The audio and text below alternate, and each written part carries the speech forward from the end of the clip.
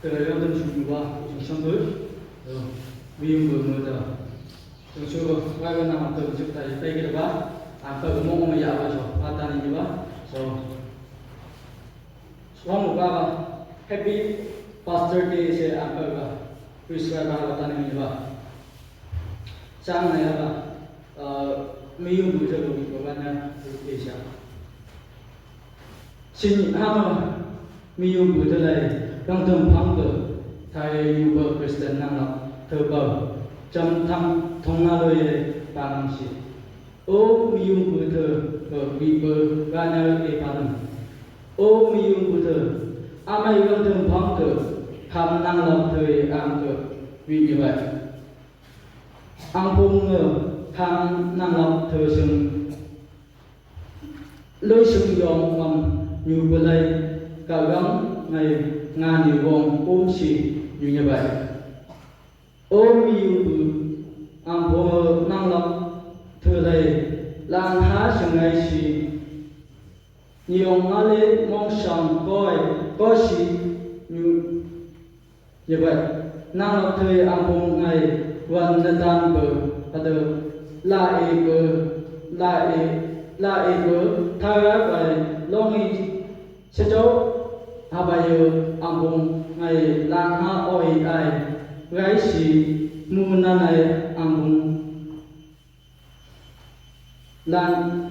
này hàng cô vi cầm này ông bông này có đỡ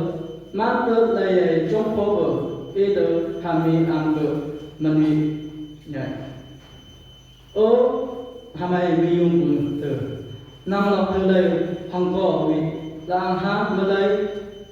ba yung này long tay nhà trời hà bà mong sòng mực phì giá này nhu bơ ế đờ hà mi ám mình vì nhảy ô mi yung bự thờ ám hông cao gắng ngày ôm chừng trong phó bờ u sừng cờ u xì nhu hết bọc cờ ta đọc như mang đi mà đại cờ ế sừng cờ ám hông nghi mà trong mô mong xì là ăn cờ hãy mi yung bụi thờ mi yung bụi thờ năng lọc thờ mong đọc mà đại thờ như sân bò ông phung tên nhầm xây đi bài năng lọc thờ lo nghi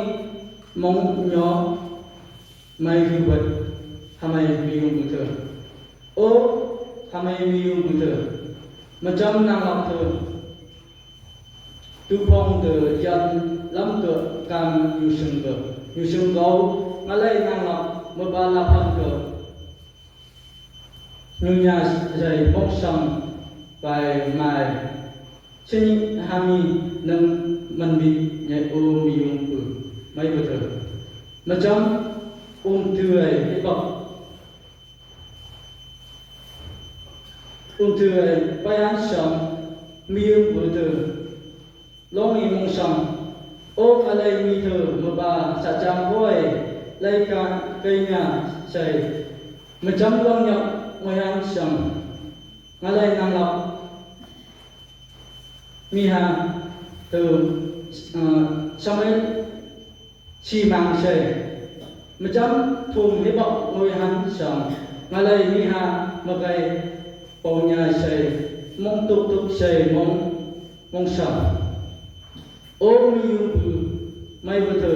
hôm nay giống như ông mát tơ gai xì từ ngày năng lọc thờ sừng tại bài hà năng cử xin nhị thả xì trên này chừng su năng lọc mong ông xì như vậy ô mi yung bự may bơ thờ xin nhị hôm nay đang thường phóng cử hàm năng lọc từ xã thả xì